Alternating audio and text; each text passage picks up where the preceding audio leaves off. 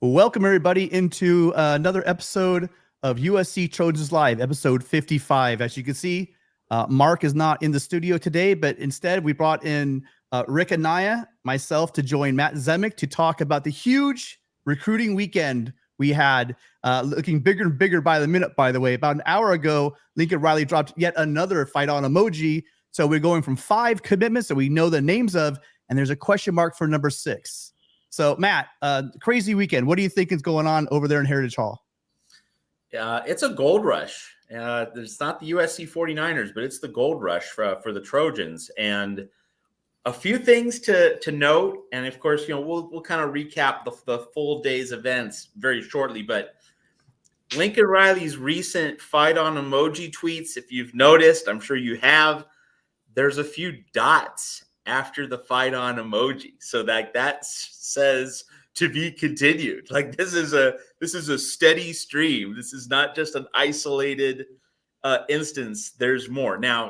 Technically, and Lincoln, like if his grammar teacher, his punctuation teacher was in the room, she'd say, "Now, Lincoln, an ellipsis is 3 dots instead of 4. So Lincoln, we got to make it 3 dots instead of 4. All right, but still, he gets the point, and he's conveying the point very intentionally that more is on the way. And that's really what makes this so special and so exciting for USC and the program and the fan base, is that like this, there's more coming. Like there's going to be more on the heels of this. Where are we going to be 24 hours from now on Tuesday night? We're recording this Monday night at our usual time, 11 Eastern, 8 Pacific, here at the Voice of College Football. Where are we going to be in 24 hours? Where are we going to be in 36 hours? How many more recruits, fight on emojis will have become public by then? It's really pretty crazy. So, with that last fight on emoji tweet, just about an hour to 90 minutes before we all came on the air here, that's 6 commits in the past, like 52 hours, give or take a couple hours. I mean, that's insane. And what it also points to is USC is already at or near half of the just over a dozen official visits. Already got half of those in. Like, these guys are not waiting very long after their official visits to commit to USC. And on top of that, this isn't the biggest official visit weekend. That's in 2 weeks.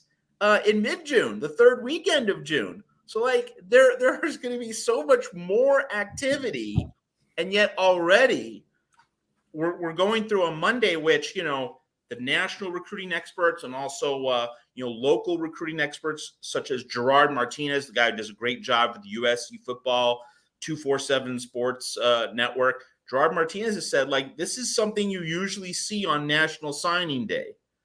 And here's Lincoln Riley and his staff cleaning up in early June. And it's, again, there's more official visits on the way. The bigger wave of official visit activity is still to come.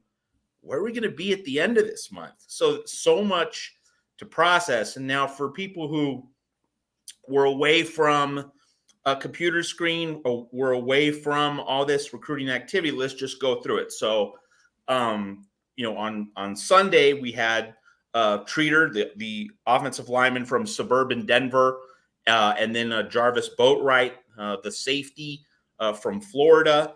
But then on this Magic Monday, it started with Dakota Fields. It continued with Cameron Fountain, and then moved to Modesto for Manasa Itete. I'm not sure about the pronunciation there. It's ITT. That's what his line coach calls him, ITT. ITT. Okay. And Mana ITT is what he was calling him. Okay. Thank you for that, Tim. So go to Modesto for some more offensive line help. And then the 4th commit on this Monday, we don't yet know, but Lincoln Riley, put out the bat signal again about 60 to 90 minutes before we went on the air. 4 in one day, 6 in about, just over 50 hours, just a landslide for USC on the trail, with a lot more to come. One would think that there are at least going to be 1 or 2 more on Tuesday because of, again, the dots. after the fight on emoji. Another social media highlight, another tweet I chuckled at. Annie Hansen, who is the director of recruiting, like she's the one who puts on the big party. Like she's the person in charge of making sure that when recruits come for an official visit, they have a good time, they have a good experience. So she tweeted out a fight on emoji, and below it there was a display. You have already tweeted this. You can't tweet it again. So that elicited certainly a chuckle from me and certainly a lot of others, but playing into just the reality that a lot of the same things are being tweeted. And I guess the Lincoln Riley, maybe in addition to tweeting out the dots because he knows that there are more commitments just right around the corner. I mean, he knows this is going to happen.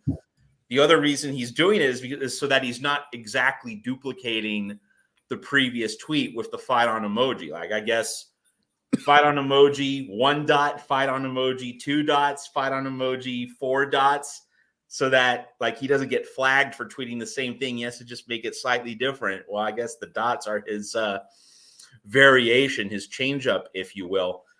But anyway, a remarkable day. And I know that you guys have some takes and also some questions. We're certainly going to get to that shortly. But just to tick off a few other obvious newsworthy components of this special day at USC. One is balanced on both sides of the ball, multiple recruits on offense and defense. Also, these aren't recruits at the offensive skill positions, not quarterback, not running back, not wide receiver, secondary, pass rush, offensive line. And if you're to go through the position groups for this team, for this program, and if you were to say, where does USC really need to make the biggest imprint? Because Lincoln Riley attracting elite quarterbacks, receivers, running backs, like he knows how to do that. And also he's so good at restocking in the portal, as we've seen. You go get Dorian Singer from Arizona. You go get Marshawn Lloyd from South Carolina. Of course, Caleb Williams is a transfer from, Oklahoma. So, Lincoln Riley can get those guys in the portal, but on the trail, you really want to be able to recruit up front. You also really want to recruit in the secondary. So those are newsworthy elements. The other part here is Dante Williams really earning his money, really earning his keep. And I have to be honest, I have written, like, I'm not going to back away from this or pretend that I didn't say this. I've written in the past, Lincoln Riley needs to get a special teams coach. And if you're looking for a staffer to swap out that spot, Dante Williams probably made the most sense, especially with the way USC's pass defense performed late in the season. But with Dante Williams delivering these kinds of results, like, that is the best way to counter that argument, to counter what I've written, to counter what I've said. Congratulations to Dante Williams. He is getting it done, especially with the Dakota Fields poll, from Oregon. And of course, Dante Williams used to be with Oregon. So like, that was a real turf battle. And that Dante Williams takes a lot of satisfaction in winning that particular recruitment. So that's another newsworthy item. And the other thing, there's regional balance. Colorado for Treader, and then a couple of keeping some California guys home in this batch of 6 recruits, but also Cameron Fountain, Atlanta, Jarvis Boatwright, Florida.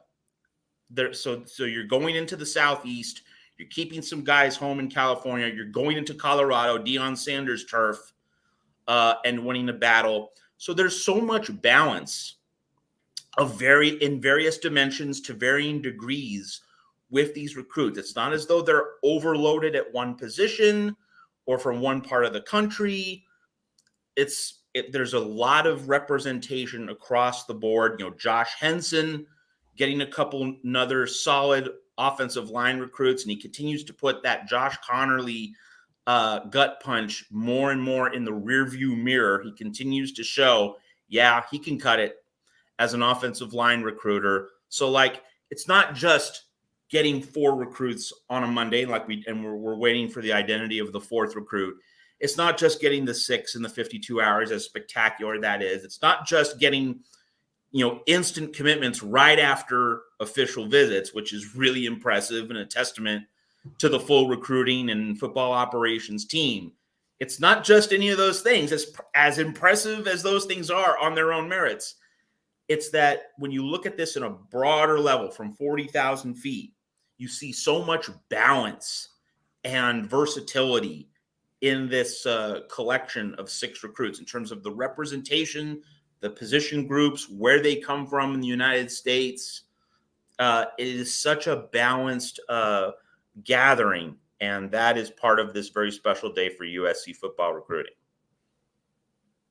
Rick, what's your take on everything? I know you've been following this very closely this weekend, and you were texting me, and I saw your tweets that you were tweeting out. Go ahead and break it down for us what you saw this weekend. Well, what I saw this morning was June gloom, and it, I guess, had spritzed or sprinkled or misted all night long. And I was like, wow, what is going on with this weather? And then I check out social media, and there's some rumblings going on. And I was busy yesterday, and I saw that we had 2 recruits. We had is Matt so well laid out. We had Jarvis Boatwright from Florida, and we had Hayden Tedder, the offensive lineman from Cherry Creek High School in Denver. And how about that? He's a 3-star, but I love his size. 6'6", 300 pounds. You can't teach that. And I trust Josh Henson. So I was excited about that. And then there's some rumors about Dakota Fields. He had an official visit, and he was a heavy Oregon lean from St. John Bosco. And we know USC's history with St. John Bosco. A lot of the Oregon fans like to remind us all the time. And there's a certain writer, I will not mention the publication for Oregon, but as soon as Dakota Fields did commit to USC, he kind of said that, Dante Williams has a questionable record for retaining recruits all the way through December. So we'll see how that plays out. And, Dakota will be visiting Oregon supposedly this weekend. And then we moved on, and there was a recruit we talked about, Tim, on the show before Memorial Day. It was kind of a slow weekend, but we talked about the upcoming we previewed the upcoming visits for this weekend. And we had yesterday, we had Anthony Munoz on for the whole show, so we didn't cover any type of the recruiting or the commits. Well, there was 12 visitors at that time that were visiting, and one of them was Cameron Fountain, as Matt had mentioned, and he's an edge rusher out of Atlanta, Georgia. And he was visiting with his family and his mom tweeted out, wow, she was impressed by the academics at USC. And she was ready to fight on for her son. She was all good to go. And one thing that Eddie O used to always say under Pete Carroll, you got to recruit the mama. And apparently the mama was recruited because nobody, I think, expected Cameron Fountain to be committing to USC before noon. This is a gentleman who had 10 SEC offers. Georgia as well, UGA, his home backyard. And including Texas. Now, Texas, class of 2024, they're an SEC school too, but he also had Auburn, and he had, like you'd mentioned, Texas and Tennessee. So for USC to go down there, Roy Manning, all these coaches, they've been practicing their ABCs because they are closing. It's all about the closing, and they've been closing. And then there was another Lincoln Riley emoji. And correct me if I'm wrong. Did you say Manas ITT? It's I watched a video when I heard the news. Okay. It's Mana ITT, like ITT. I'm gonna get that right. There's gonna be a joke somewhere, but just please carry on. So this guy's a road grader. He's 6'5", 290 out of Modesto Central Catholic, a great high school up there. And USC does okay up in Northern California. This player is, I believe, the 24/7 Sports Composite number 26 player in the state of California, Dakota Fields top 10. But this is a road grader. He was a heavy lean to Florida State. And he's shut down his recruiting for right now. I mean, he's committed to USC. So that is a great sign that you can get these two guys, as Matt mentioned. We're winning the California battle by keeping those recruits at home with an ACC team, Florida State, that's on the come. They've improved their recruiting. You win a battle with Oregon, and then you pick up 2 players out of the SEC territory, and you get a great-sized offensive lineman. I like to maybe compare him to a Tobias Raymond. He's not a highly recruited player, but Josh Henson sees something and believes in him. And Tim, we saw Tobias Raymond at the spring game, and he's put on, at that time, like 25 pounds of muscle. So this guy is probably going to be ready for the Big Ten in 2024. But I would say Tobias is a project, and maybe that could be said for this young man from Colorado as well. But I love what I saw, and credit has to go to the entire staff. You'd mentioned, Matt, Annie Hansen. This woman is amazing. Consider what USC had going on this weekend. All the new 2023 recruits that didn't early enroll were moving in. We saw pictures on Twitter of the 3 offensive linemen moving in down there in the village. And you had this recruiting weekend, which was amazing, right? And then you also on Sunday had an elite camp for 600 to 700 eighth graders on up. So the logistics and planning and execution, my God, Lincoln Riley is on fire. And that is why Nick Saban has been chirping this past week, and we haven't heard him mention USC since 2016. That's all I got to say. Yeah, no, I'm really excited about all the guys you guys talked to. I was just jotting down some notes when you guys were talking. The kid ITT, so he's raw as heck. He's from the Congo, but he is just an absolute athlete. I was just now trying to download a video, but I just can't get to it because go look him up. Just look his name up, and you can see the fact that he's a basketball player. He's going to the ground, scrambling the ball, spins around, throws the ball back over midcourt on his back. He's just dominant. You can see his strength and his athleticism, but he's raw as heck. So we're hoping Josh Henson gets a hold of him. The train table is not an issue. This kid's big. So it's just really going to be his technique. They're going to have to really, like Anthony Munoz was telling us yesterday, it's all about technique, that footwork, that bend, that punch, know how to defend, different rushes. And that's where this kid is going to really try to catch up. So he will be a project. Let's not pretend he's not going to be. But he looks like all the athleticism in the world. I have to give a huge shout out to USCJ. Because he was everyone was talking about, Dakota going to the Ducks. And the one guy I heard it was saying, no. Hey, listen, it's about 2 months ago. And he was saying that Dakota Fields, he's hearing a lot of hype, a lot of momentum for USC getting back into this thing and really kind of taking the lead. So good job on you, USCJ, calling that one. And then anytime you go, like you said, Rick, anytime you go into the South, and you go and pluck out a kid like Fountain, a rush, and we're going to hear from all the dogs saying, "Oh, we didn't want him. We could have had him." Blah blah. I don't care what they say. This guy is a legitimate pass rusher. He's coming right from their backyard. We got guys coming from across the country, so look, everything's looking up. We got a couple of people making predictions and asking questions as well. We had one question where someone was asking, "Who do we think?" Here's the question. So Zombie, who do you think the latest emoji was? And Rick and I were just talking, it could be a couple different guys, right? And we'll go, you could take the Georgia angle, and I'll take the running back. So all my Michigan friends out there were a lot of really strong comments that came from Taylor Tatum this weekend. And it sounds really, everything he said a lot of magic leads. Now there's a lot of time, like I told you guys, a lot of time between now and December. But man, the offensive line and the way we're attacking the offensive line and building it is making it pretty hard, I think, for running backs to say no to USC. I really think that we're getting back in the game. I think that Henson's name does carry a lot of weight. And I think that this year we're going to see the keys to be this year. How well do we run the ball this year?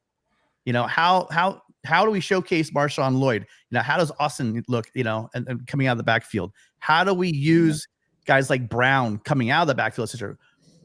if it comes down to if we rush well and we dispel this myth that we're just like a passing team, which I don't know how that even started because that's not Riley's offense whatsoever. If they show that we can run the ball this year, lights out, and I say you might as well just hand the keys over to Taylor Tatum because he's on his way. What do you think, Matt? Well, I mean, running the ball, I mean, the importance of that, like there is a recruiting angle to it, that USC could, redevelop that identity more and more. But the other element of running the ball, and this is something like we've talked about a lot, but especially I go back to the point that Rick made on the Utah postgame show in mid-October, that when USC was up 21-7 in the second quarter, had a chance to mash the ball, grind the clock, really put the squeeze on the Utes, couldn't do it. And that really is where running the ball in 2023 is likely to show up. Can USC road grade with a lead so that it can bleed clock, reduce pressure on the defense, and put games away, and without asking Caleb Williams to have to do everything too. That's the other part of it. So there are important tactical and game management and season management reasons to be able to run the ball. But the idea that, becoming more of a running team feeds into recruiting, that's quite germane. That's quite relevant. I would say though that the main reason USC needs to do that is for the 2023 season, putting the Trojans in position to succeed, especially if they are able to get leads early in games. Then you need to be able to mash, as Rick, would readily assert, so that you can, put games away. You can put the boot on the throat of opposing teams. So that's part of the puzzle. In terms of just dealing with this one particular issue about, who's the recruit that, Lincoln Riley tweeted the fight on emoji about just before we went on the air.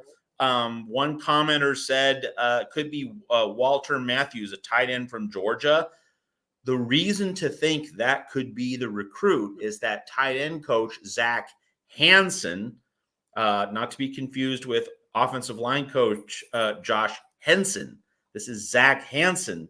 He tweeted, right around the same time that Lincoln Riley put out that fire on emoji. So this could be a tight end, but, I'm not saying I know, but if you're trying to sleuth it out, that is one potential avenue in terms of finding the identity of this recruit. But, we're going to know on Tuesday. If you're watching this show, we a couple days after it airs, right now, we don't know on Monday night, but you will probably know later in the week.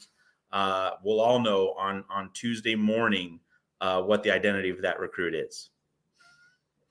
And then really quickly, before I forget again, you said Dakota Fields. Pretty sure he's Jay Sarah. Rick, not St. John Bosco. I wish he was at Bosco, but I don't believe he's at Bosco. You're right. I'm sorry, Jay Sarah. Absolutely. Still a homegrown recruit. Absolutely. Roger Dodger had mentioned Cameron Fountain came out of nowhere, and I'd also like to go ahead and credit USCJ 32. I was watching his live show today, and props to you and John Walker. Boy, man, amazing stuff. They had a great show. Really, he's covering this like no other, USCJ. And before USC even announced Cameron Fountain, I saw that USCJ did within 2 minutes later, it was tweeted out by USC. So USCJ's got a lot of contacts. He was on it. And I didn't see Cameron Fountain coming from either. I mean, I had to double check that. And that's why I checked USC and they didn't. But I went with USCJ, man, and he was absolutely correct. That one came out of nowhere. I'm like, wow, because Cameron Fountain was a Tennessee lean and we pulled that guy out. So credit to him. It was an amazing day. A lot of you can see this in the second year. They are perfecting this recruiting cycle. I expected in 2 weeks to be the big recruiting weekend, June, I think 16th through the 18th. Wow. And their close ratios is pretty amazing. I'm thinking that The next emoji could be possibly offensive line Isaiah Garcia out of Utah. So look for him. It has to be said, Tim and Rick, that USC is really making a home in Georgia in the world of recruiting. You have Fountain. You had in the portal. I mean, it's not like a high school recruit, but nevertheless, it is a form of recruiting. Bear Alexander, and notably, with Fountain and Bear Alexander, one guy inside, one guy outside, so you have balance there on your defensive line. But also, and our commenter Zombie mentioned that Fountain plays basketball too. Well, that brings up the point that where's the number one recruit in the country in men's college basketball from? Isaiah Collier, Georgia, and he has a teammate, Arrington Page, from the same team in Georgia. So you're seeing USC in multiple sports, multiple revenue sports, going into Georgia and coming up with a lot of very significant recruitments. And it speaks to the national brand that USC is improving. In the case of the football program, really restoring from the Pete Carroll era, but just the national scope, the national reach of USC recruitments, very much in evidence with this recent series of recruits going into Florida, going into Georgia, going into the Deep South. I mean, like USC's moving to the Big Ten, but it's making pickups in SEC country. Like that sends a message. That sends a very big message to the rest of the country. And you guys, listen, if you guys are enjoying the content we're providing for you right now, we do 2 weekly shows and we're really trying to grow the channel. So if we are providing you what you want to see for USC News, the analytics show that 60% of you guys are come back to watch the show, but you still aren't subscribed. So please, if you are enjoying the channel and enjoying the show, hit that like button to show us that you do like the content we're providing for you. That way it helps grow the channel and we can get more and more and bigger guests. Like I said, we got last night we had Anthony Munoz, we've had John Jackson on, JJ, and we'd like to get more. And we're trying to grow this channel so that we can get those kind of guests and bring them to you and bring the content like Matt brings every week, like Rick brings every week. So do us a favor, take 1 second, hit that like button. And if you do like your scene, go ahead and hit the subscribe. So you guys, going forward, we've seen a couple of people talking about modern day. Where do you think we're going next after these, 5 and then now a 6? We don't know. We'll find out who it is. Where do you think we go next as far as recruiting? I mean, there's just going to be, it really does seem as though there's going to be a massive haul in the month of June, because you look at the momentum, you look at the optimism, you look at the success of what we've seen the past, 48, 72 hours. If this is how USC is connecting with recruits on official visits for one weekend, you'd have to think that on the big weekend coming up in 2 weeks, in mid-June, that's Father's Day weekend, that USC is going to get at least this level of results, if not more. And, Gerard Martinez and a few other analysts were saying before this weekend began that USC could quadruple its recruiting class. So, this is not revisionism. Analysts were saying, wow, this could be a tsunami on the trail. And so what we've seen, it reinforces that particular view. So in recruiting, it's easy to overhype things. It's easy to exaggerate things, but what you're seeing right now, this is a tidal wave. I mean, this is not like a normal occurrence. Again, like the analysts are saying, this was like a mini national signing day this Monday with the 4 recruits in one day. It's not normal. This is not commonplace. This is special. This is high level. USC was number 57, had the number 57 class in the nation on Friday, heading into the weekend. With you add this as of Monday night, unnamed recruit. You add that one, and then if USC pulls in a couple others on Tuesday, which seems to be very realistic. At this point, we'll find out, as the week goes along. But if USC gets 1 or 2 more recruitments on Tuesday on the heels of this last Monday night one, and again, we don't know the name of that recruit yet, but USC is going to be top 10. So USC is going to go from 57 to 10 in 3 days. Like that is not a normal garden variety everyday occurrence. And again, you would then have bigger official visit days, bigger recruiting pushes in the second half of June. So like this train seems to be going in only one direction, and it's the right one. Well, it is a special day, and as Pete Carroll used to say.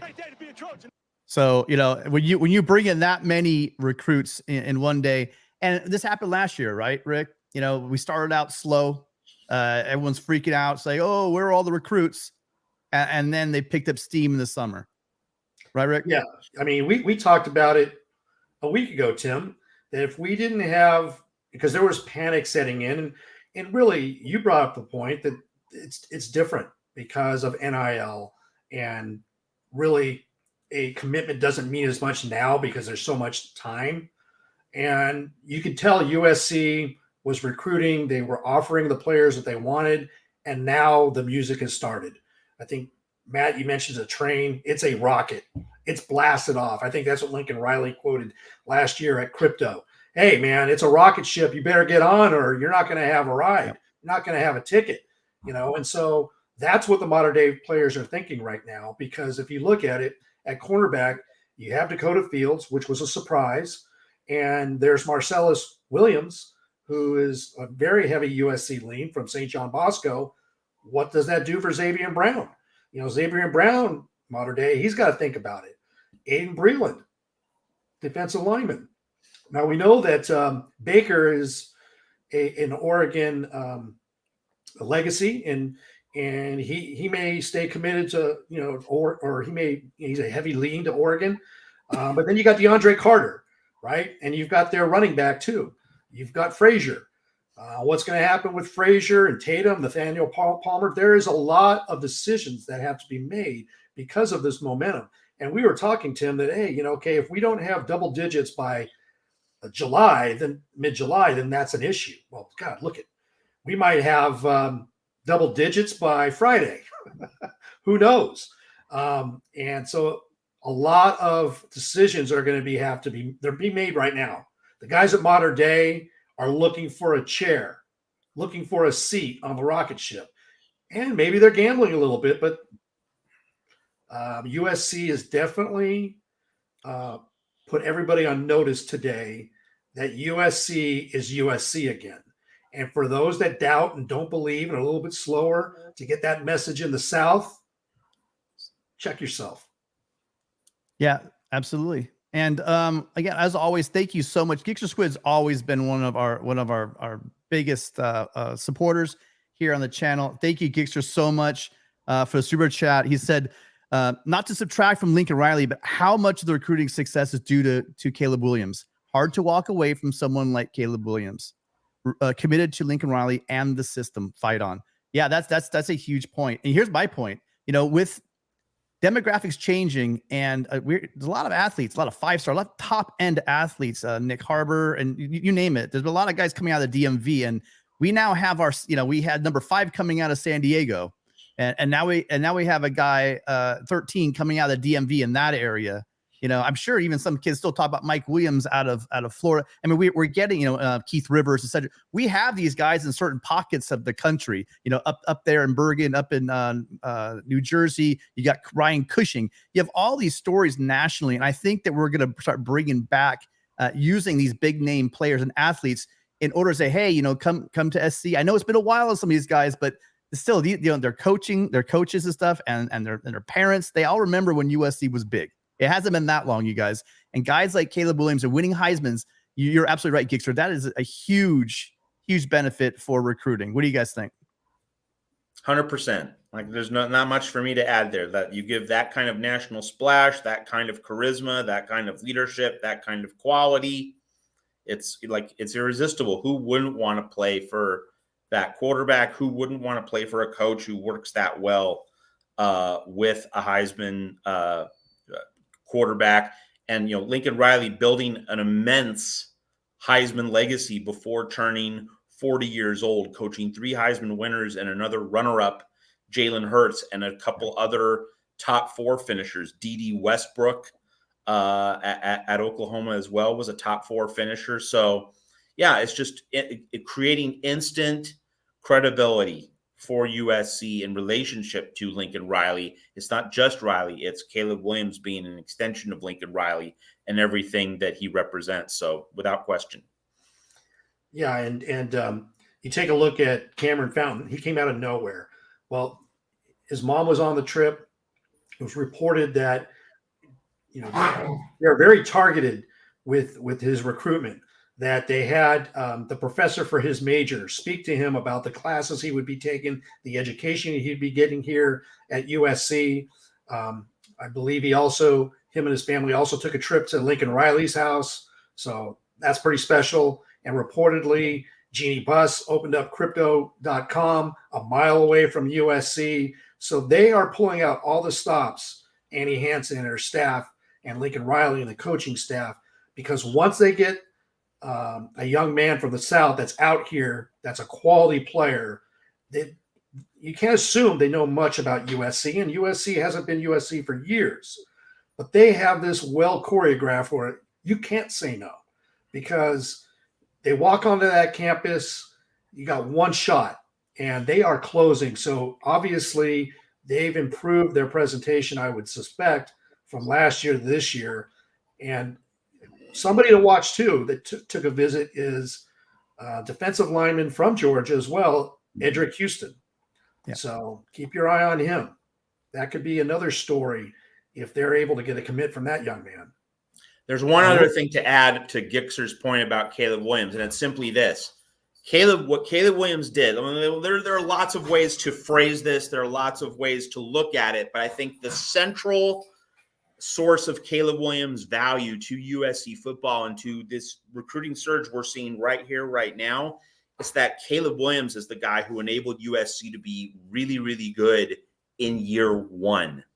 And, so many of us wondered, would this be a long rebuild? Would Lincoln Riley need 2, 3, 4 years to get everything in place? Caleb Williams is the guy who enabled this to be a one-year thing, not in terms of making the playoff, but in terms of being really good, being nationally relevant, being, successful at a relatively high level. That doesn't happen without Caleb Williams. And so the obvious point has to be made. If USC in year one, instead of winning 11 games, wins only 8, you're not seeing this right now. And that's what as good as Lincoln Riley is as a recruiter. I mean, now he wouldn't have been bad on the recruiting trail, but you wouldn't be seeing 6 commits in 52 hours, 4 recruits in a day. I mean, you'd probably see good results, but you wouldn't see it like this if USC went 8-4 in year one. So that, in many ways, Gixer is Caleb Williams' number one contribution to all of this. Yeah, and you are seeing a lot. You brought up, Rick, choreography and Annie Hansen. And you guys, if you guys have Twitter accounts, you need to follow Annie Hansen because she had a great shot of the beach. I mean, these kids are getting the full LA experience. It's hard. It's just hard. I don't care what you want to say about it. It just means more. It just looks nicer. That's what I'm going to tell you. It just looks nicer. And some of the views you have here and some of the opportunities business-wise you have here. And one thing that Dakota Field said that really stuck out to me for you guys up there he said, anything I can do up in Eugene, right? I can do on football, on the field, I can do at USC. But I can also get this great education, all these opportunities in LA that aren't available to me up there. And again, the opportunities you have in Los Angeles, people like to slam California, but there's a reason why the housing prices and the real estate prices are so high here. It's not because people don't want to be here. Let's just put it that way. So we have another great super chat. Thank you so much to Willie Permont for sending us the $5 super chat. Lincoln Riley in full effect. The Lincoln Riley era in full effect. Started to feel like the Pete Carroll era. I mean, I'm starting to feel it.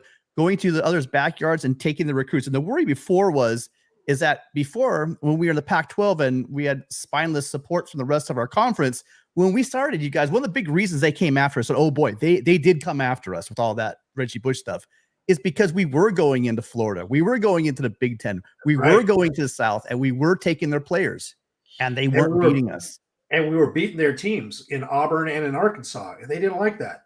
And this is a great super chat by Willie. Thank you very much. When I was on USCJ show today and in the chat watching, he had it on John Walker the fourth, and John Walker was on Pete Carroll's 2002 team, and he was talking exactly about this, Willie, is that there's parallels, there's similarities between what Pete Carroll was building and the excitement and what he's seeing with Lincoln Riley. So this is not a wish or a dream or a want. This is reality. It's happening right now, and today was ground zero. So mark today, June 5th, 2023, because we're getting ready to blast off again, Trojans. Hey, Pete, do you agree with what Rick said? I think we just won the national championship. So I think that we're looking good. I mean, we don't get over our skis and get ahead of ourselves, but the way that we are starting to play on the field, right? Because it's one thing to get a bunch of guys in, a bunch of skill players like we did for a number of years under the previous administration, and then just fall flat on our faces, and not develop players. And then we got the story about, USC can't develop players. Well, now we're getting those guys, thanks to Caleb Williams, thanks to this coaching staff, thanks to a lot of guys that we've been able to bring in. We did, like you said, Rick, in year one. People keep talking, oh, but what about the defense? It was year one. You have to slow down and realize that it takes time to build a scheme, to get the team together, to get the players you need to run your scheme. And I think there's a huge priority. You saw it in the offseason with who we brought in through the portal, and you're definitely seeing it through right now. Look at the emphasis. Look at all these guys we just pulled in. They're bringing in a lot of defensive players and offensive linemen. These are the things that we're going to need to win championship games. And there's concern in the South when Nick Saban has to take Kirby Smart and go lobby Congress to have some type of regulation. When does anybody in the South want more government? They are opposed to government. But because they've been able to do this and game the system for over a decade, I wonder how that church is that is down there. Cam Newton's dad got, allegedly. But they've been gaming the system for over a decade. And now that NIL is legal and USC can participate above board, just like everybody else in the SEC, they don't like it. Why else would you go to Congress? You don't want government in the South. You know that. So that's all I got to say. It's kind Guys, of. let me ask you, both of you, a question, because 21 years ago at the start of the Pete Carroll era, I was certainly very interested in college football, but I was just breaking into the business really of college football writing.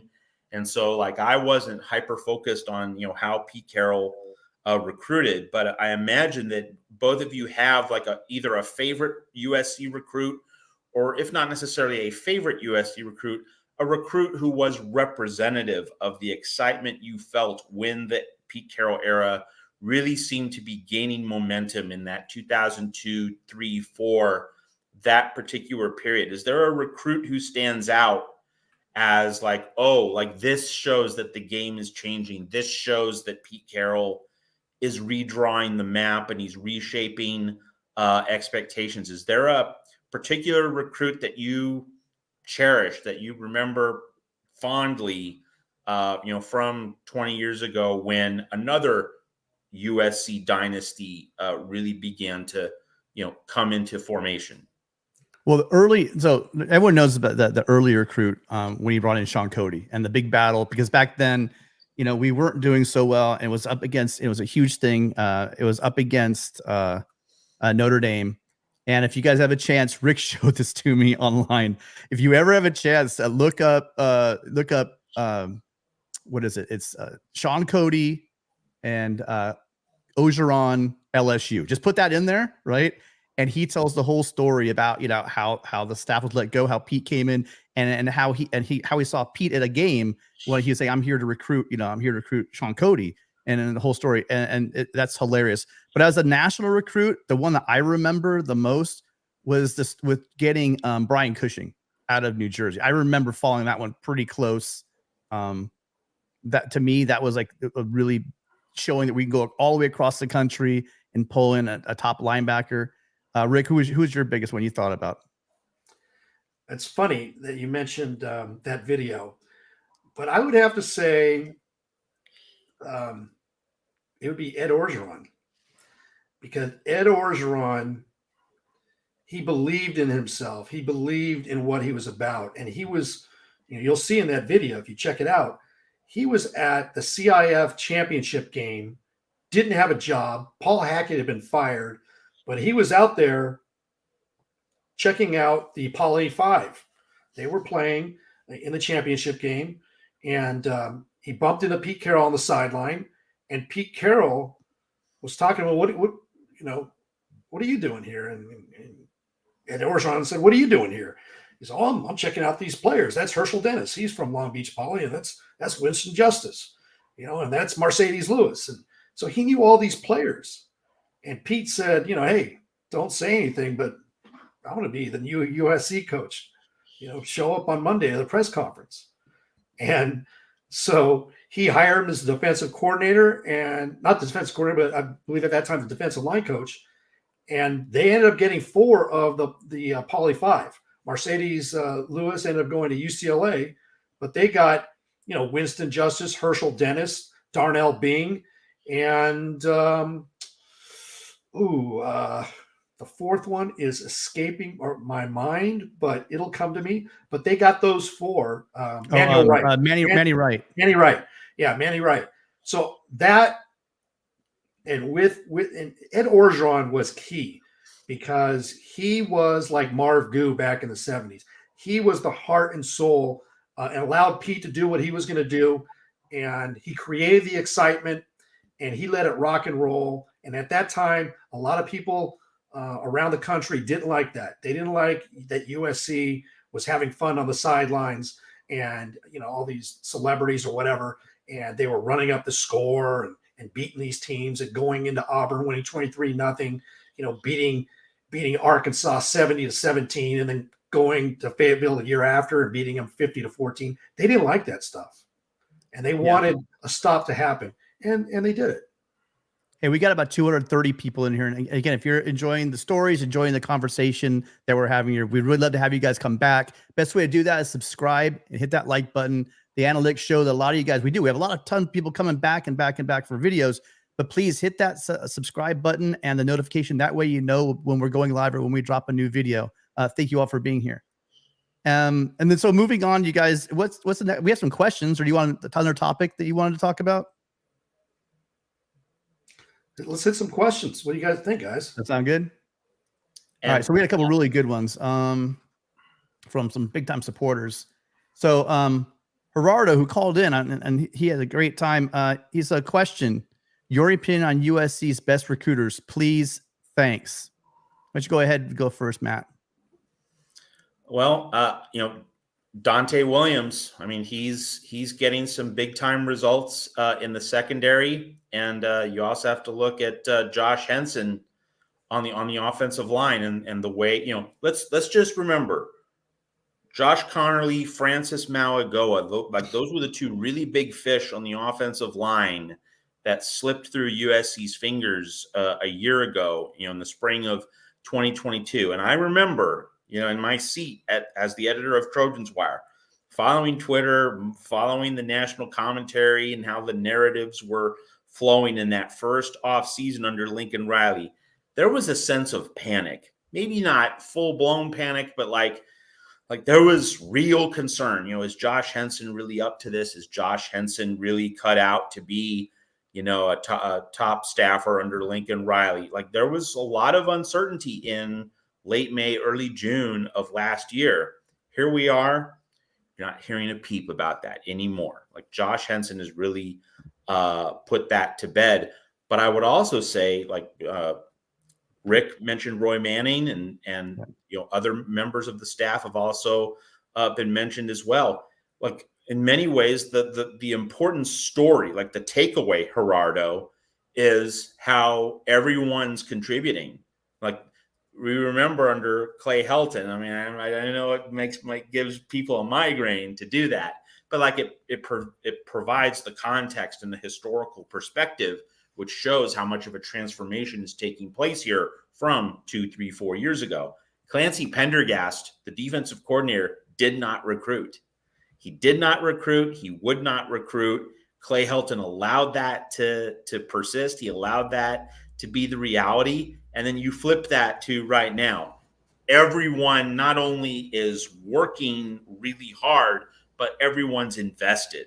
Like it's one thing to put in the work, but it's something even more. It's something bigger. It's something more central to really relish the effort, to really relish the hunt, the pursuit.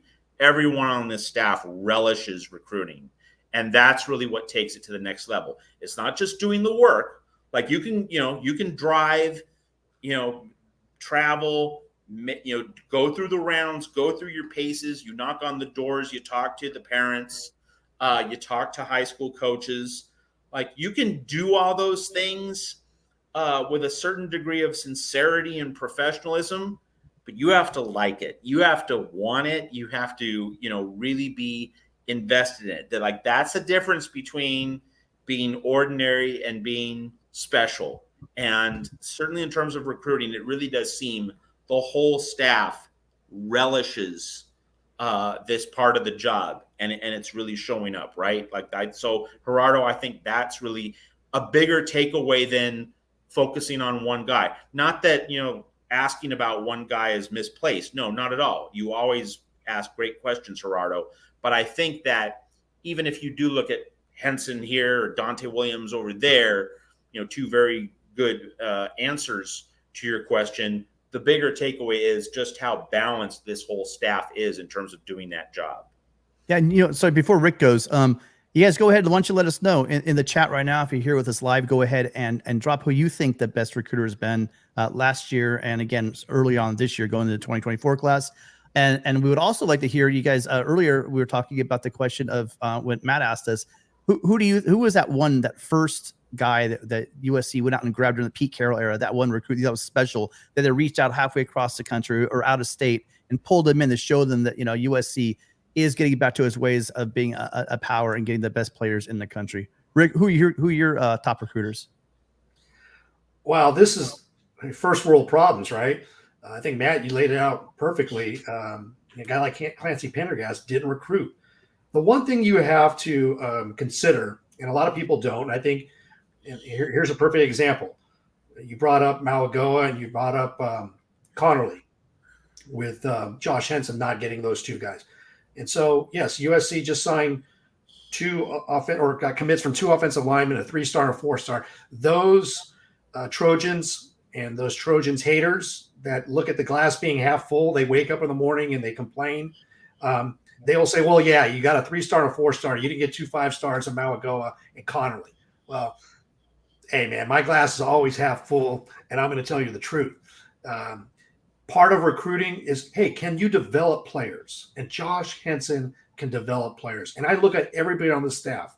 It's hard to pick the best recruiter. And when you got Brian Odom at linebackers, Roy Manning, with edge rushers. You've got Sean Nua, defensive line. You got Josh Henson on the defensive line. You've got Dante Williams. You got Dennis Simmons, wide receivers, right? I mean, all of these guys can recruit, but they can develop. And so that's the exciting thing. And I think after a year of the program, you're starting to see some of these players that are developing. And that is the culture that Lincoln Riley is bringing. He has brought to USC, is that these guys, the coaches are competing. They are developing. The players are competing. They're developing. They want to win a national championship. And as Gixer brought up with Caleb Williams, yeah, he is the testament. He is the cornerstone, the example to the future success of USC in getting buy-in.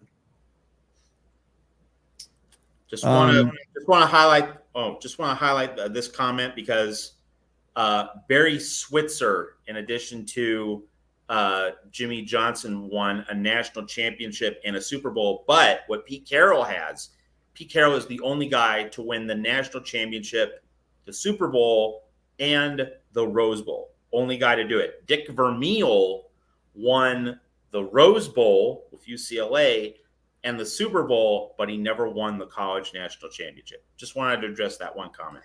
Oh, yeah, and Pete won back-to-back national championships, and he was 1 play away from winning 3 in a row. He was 1 play away from winning back-to-back Super Bowls. And just those Miami teams were awesome as well. But just the pure dominance and the winning streak that Pete went on. I mean, there's so much to go into this. It's a shame. And for those of you guys don't know, Pete Carroll, as the rules stand right now, will never be in the Hall of Fame because they have this a couple stupid rules. But a stupid rule, you have to be in college football for 10 years to qualify for the College Football Hall of Fame. Can you believe a world where a guy like Pete Carroll did what he did for that decade, one of the greatest coaches without question of all time, and he will, unless they change that rule, or unless he comes back when he's 80 years old to coach some school, will never be in the College Football Hall of Fame. And you also have to have a 600 winning percentage, and that leaves out like Howard Schnellenberger, because he had to build Miami from the ground up and eat some losing seasons. Also had to eat some losing seasons when he built Louisville. Like, of course, he's a Hall of Fame level coach, but he's not going to be allowed in. Yeah, it's really dumb. Very dumb. So back to the question, I'm going with Sean Nua, and not as much as just recruiting, and he is pulling guys, but just what he's doing, and I think what he's going to do this year with the defensive line. Your best recruiting is on your on-field production and for your unit and getting your guys into the NFL. And so for that, I think that we're going to start seeing our lines get the build up. That's why you see a lot of these kids going to these schools. Going. Receivers going to play for Heartline, right? There's a reason why a lot of these kids go and play at certain schools, because they look at the NFL production. These kids are number one thing is get me to the NFL. And as these coaches develop guys and have more time to get these kids into the NFL, that's going to be your biggest recruiting. So I think the NFL draft will be our biggest recruiter going forward. All right. Let's see. Questions. Let's see if I pull more question for you. We have another question from Gerardo. It says, when USC has been great, McKay, Robinson, Carroll had great assistants. Who are the best developers of talent and recruiters today? So I think we're going a little bit. So I think we've covered this a little bit.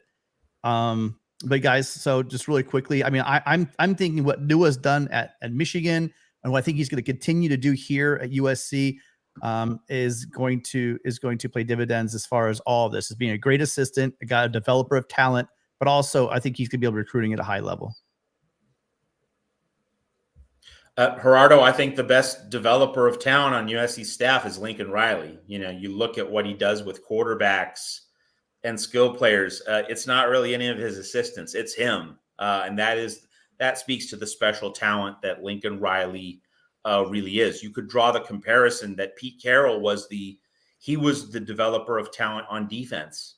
Like, he knew how to put guys in position to make plays. Like, we all remember how in the second half of a Rose Bowl, whether it was against Michigan, Penn State, Pete Carroll comes with the corner blitz in the second half, creating a big sack, strip sack, fumble. Like, he's the guy who made it happen. Now, Gerardo, just to kind of illustrate the contrast, like, you look at another great historical figure such as Tom Osborne at Nebraska. Well, he depended on defensive coordinator Charlie McBride on that side of the ball. Osborne was the offensive X and O mastermind, but without Charlie McBride there as defensive coordinator, like, that is an all-time great college assistant. Now, Rick has made the point very eloquently that Ed Orgeron really was the soul of USC and really enabled Pete Carroll to and build the fuller architecture of that dynasty. And also in that sense, Orgeron did a lot of really important things. But in terms of just raw player development, Pete Carroll then and Lincoln Riley now, they themselves were the ultimate developers of talent. So, like, they don't fit into an Osborne, Charlie McBride type dynamic where, the head coach was kind of a CEO or looked at, the broader program. And then you had one amazing assistant, who was just a tactical genius. Lincoln Riley and Pete Carroll were the tactical geniuses. And of course, this also highlights that, Alex Grinch, really has to deliver the goods this upcoming season to prove his worth to Lincoln Riley and USC. Rick? Yeah. I think in terms of coaches, I agree. Sean New is a fantastic coach. Again, first world problems. I'm really excited about what I see with the coaches and the enthusiasm and the direction that USC is taking off. Amazing. I also want to give credit to like what was one of the best recruits, first best recruits for Pete Carroll. Let's not forget Dwayne Jarrett out of New Jersey. And I give credit to Jay Walker. Again, John Walker on USCJ show. He said that right now in this class, Jacoby Lane, look out for Jacoby Lane. He reminds him of Dwayne Jarrett. And Dwayne Jarrett was kind of a freak, right? In terms of receiver ability, his wingspan, his size, his athleticism. And if you've seen on Twitter, Jacoby Lane is a freak. So you have him and Deuce on the field at the same time. Kind of crazy. And one last thing on Barry Switzer, great coach, 0-3-1 versus USC. We all remember 1981. Yep. Bart, I just wanted to let you know. I mean, someone could double check me, but I don't think that. I think that game is a Saturday. That's a Saturday. Yep. So someone double. Yeah. So don't worry. It's going to be on an ESPN affiliated network, but we don't yet know which one. And also, so someone I missed it. Oh, here we go, Felipe. So Felipe, you missed the show yesterday, Anthony. The great news about YouTube is you can go ahead and you can go pull up the video. It's from yesterday. If you want to do a search for it, all you have to do is do a search for Trojan Conquest Live, and then just put Anthony Munoz in there, and it'll pop up. Actually, I'll drop it in the chat for you as well. But yeah, anyone that missed this, you did truly miss out. We had Anthony for an entire hour. He talked everything from being a kid, his favorite teams, to technique and Hudson Houck, his legendary coach, and just how technique is huge. If you guys have time right now, maybe we're getting ready to wrap up a little bit here, pop over there. I'll drop the link in here and you guys can head over there afterwards if you'd like, if you didn't get a chance to watch it. But just an incredible experience meeting him. And as amazing as a player he was, as a human being, just an incredible man of God, wonderful man. His foundations helped Rick research 55,000 people in the tri-state area, kids, underserved kids, to go ahead and get an education and create a situation where they improve themselves athletically, spiritually, and mentally. So do go check that out. Yeah. So Felipe, so you can, as Tim said, you can search Trojan Conquest Live. It's episode 14. Like that could help you with the Google search, Trojan Conquest Live 14. Trojan Conquest Live, Anthony Munoz. Either any of those Google or YouTube searches will deliver you the link. You can also just go to Tim Prangley's Twitter feed at twitter.com/Trojan Conquests, plural, where he has he tweets out the link to the show. So that's a permalink. You can visit it whenever you'd like. Good segue, because guys, 24 hours after pulling off that great interview, first off, congratulations. Such a real landmark moment for your show. You handled it so well. But 24 hours later, what are your impressions? Like what's like the foremost memory or thought or emotion that sticks in your mind being able to talk to Anthony Munoz for an hour here at the Voice of College Football? Go ahead first, Rick. All credit to Tim. Tim was able to land Anthony Munoz a big get. So credit to you, Tim. We're talking about recruiting today, and check out the ultimate 5-star. Check out the video, because Anthony Munoz talks about his recruitment with UCLA, and there was a certain coach at Ohio State, Woody Hayes, and he has an interesting take about Woody Hayes and how that was developing. But really, I was in awe because Anthony Munoz, one of the greatest Trojans ever, one of the greatest NFL players, and to have an hour of his time and to speak with him on a number of different issues and just hearing his stories was truly amazing. So I didn't even know where I was at yesterday. I was in Trojan heaven. So congratulations, Tim. That was a fantastic show. Yeah, I got to talk to him a little bit, and then Rick, we got to talk to him before the show too. I mean, just the stories. And I'm like, wait, save that. Please save that story. He's just like John Jackson. These guys have stories. Like John, you shared. My favorite part was his reaction when Rick told him that during that, so Anthony's pushing the ball down the field in the 1980 Rose Bowl to defeat number 1 Ohio State in the Rose Bowl. And in the stands is little JJ and this guy named Eric Dickerson, who his dad, John Jackson Sr., was recruiting at the time. I mean, these are the stories that if you know someone like USCJ has conversations with, he gets John Walker on his show, and we're hoping to get JJ on our show next Sunday again. These players, like we as fans, this is like gold for us, right? Because we weren't in those locker rooms. We didn't have these little nuggets of information. We love the team. You know, we love following the team, but we don't get to hear the little personal side stories that these guys share. And it's just amazing. So if you guys want to hear some of those stories, yeah, I dropped the link in there, or the number of ways we decided you can get to watch the video. I'm going to hopefully tomorrow go ahead and split that up into segments. So you have the little chapters or whatever it's called earmarked for you to see the different segments, but it's definitely worth the watch. Rick, did you have anything? I'm trying, while you guys are talking, let me pull up one more question or a couple more questions. Go ahead. Yeah. Matt, I want to ask you, what do you see? I mean, who do you think is going to be this next commit? And based on, the other visitors that were here this week, do you see any other commits later in the week? Well, my sense is that, the tight end from Georgia is going to be the guy. And that's because of Zach Hansen's tweet. Yeah, that's a good point. Similar to the time frame when Lincoln Riley tweeted out that emoji. So that's my guess on this latest recruit. But then I do think there's going to be at least one. I'm going to say this. There's going to be at least one more commitment on Tuesday.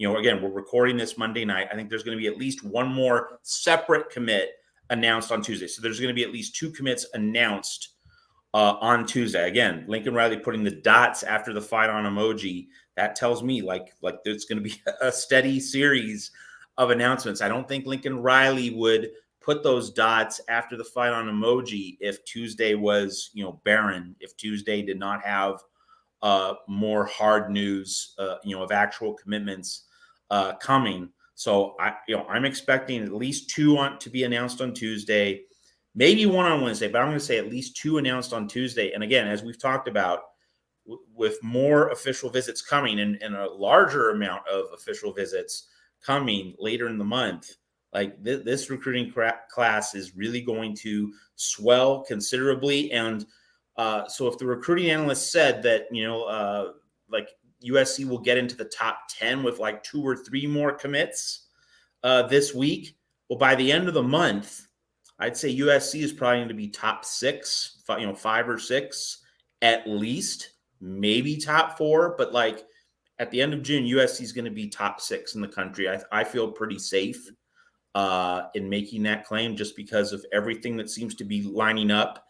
And the big picture is that Lincoln Riley, because of the way he came to USC in November 2021 and taking over from Clay Helton in the midst of what was a very unsettled, scrambled situation.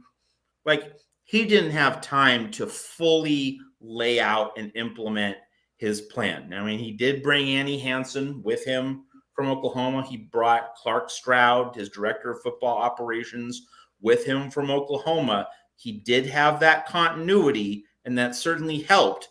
But in terms of being able to do everything that he wanted on the recruiting trail, to be able to do everything he wanted in the world of recruiting, USC's reputation as a football program had been damaged by Clay Helton. And so you don't immediately just rocket right to the top. Lincoln Riley needed a full recruiting cycle to find his bearings. He needed that first year to be reasonably successful, which it was, to just offer proof of concept that, hey, we're good again. Like, and this did not take a lot of time. It took 1 year. We're back.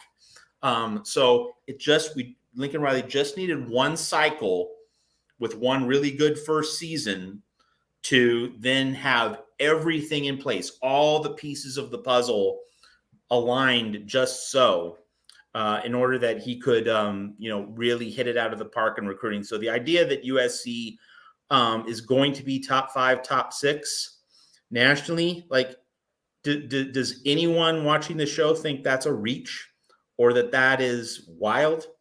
I'm certainly not sensing it, especially after going from 57 to currently 19. And USC is currently 19th. That's not counting the 4th recruit, because we don't know the identity of that recruit yet. So go ahead, Tim. 6th recruit. Well, the 6th in the 52 hours, but the 4th on Monday. Oh, okay, my bad. Sorry. Yeah, no problem. No problem. No, there's so many numbers here. I have a hard time keeping track of them. Really great. Again, as Rick notes, first world problem, right? So yeah, that's right. 4 on Monday, 6 in the past 52, 53 hours or so. So it's 19 before knowing the 6th recruit in this bundle, the 4th recruit on Monday. So once that recruit is announced, maybe USC would be like 16th. And then if there are a couple more commitments on the heels of that 4th Monday recruit, that 6th in 52 hours, then USC is going to be right at the doorstep of the top 10. And then again, you have that huge official visit weekend on Father's Day weekend. And so by the end of June, I don't think it's a reach at all to say USC is going to be top 5, top 6. I agree with you, Matt, because if you look at 24/7 Sports Composite, the average player rating at the end of today, USC was number 6 in the average player rating. So, like you mentioned, they keep on recruiting like this and get the players that they are targeting. They're going to be of the quality that are going to be visiting on these official visits and their close rate. Yeah. By the end of June, beginning of July, there's no question USC could be in the top 5. And I see a lot of Trojan fans out there. I also see a lot of great college football fans out there. I'm just going to hit you guys up one more time. We're really trying to double the amount of, we want to get to 6,000 subs by the end of the summer going into the football season. It's an audacious goal, but we're doing it. And we won't get there unless you guys help us out. So if you're enjoying the show, please go ahead and drop a sub and hit the notification and like button for us. Again, it's the best way you can say thank you if you enjoyed the show today. And then here's my commercial. I got to get in my commercial. And that is that, if you love that Anthony Munoz interview, you're getting next level content from Tim and Rick on Trojan Conquest Live here at the Voice of College Football. And this is why those USC channel YouTube memberships matter, because Mark Rogers and myself, we're putting out bonus content. We're very much intent on building our stash of bonus content. And when you go to the USC channel, you'll see 30-second teasers. That's like the tiny sample of a 15-minute segment, which is a bonus segment exclusive to membership holders at the middle or top tier for the USC channel memberships here at the Voice of College Football. So load up on those memberships. You're going to get extra in-depth segments on timely, fascinating, fresh topics.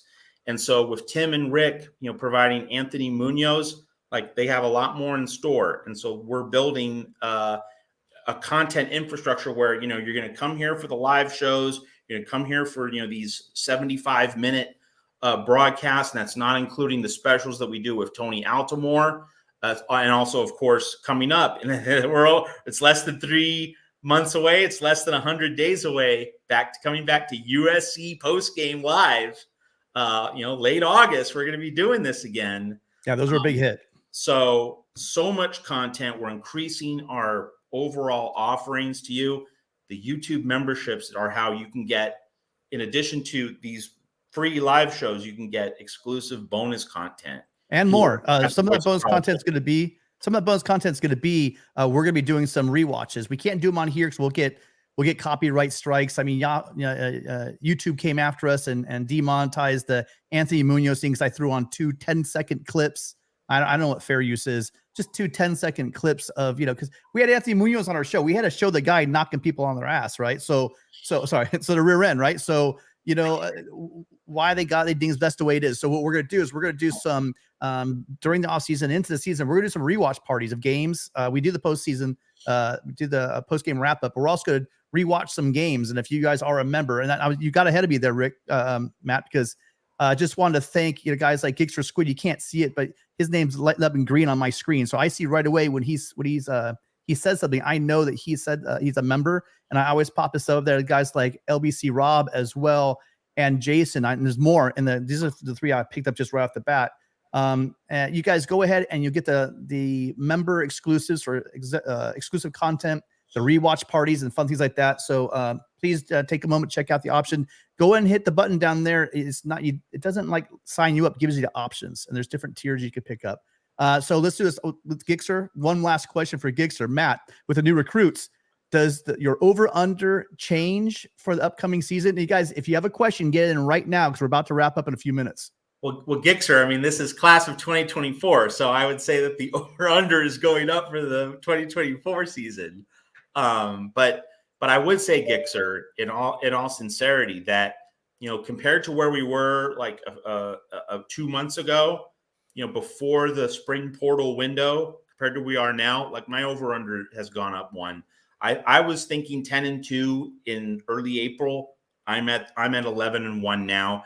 I mean, Bear Alexander, to me, that was the moment when, like this is going up a notch.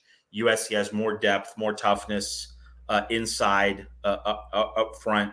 So Bear Alexander really is what changed this for me. But like in terms of USC transitioning to the Big Ten and being physical enough to withstand the physical style of Big Ten football, what we're seeing, it's all answering that question with a big, loud yes. Yes, USC is going to be ready for the very different, smash mouth style of football that's played in the Big Ten. USC seems to be building a roster and an identity that are going to be fully prepared for the Big Ten. And then let's see, we got another one right here. Where is it? And then Hummus here.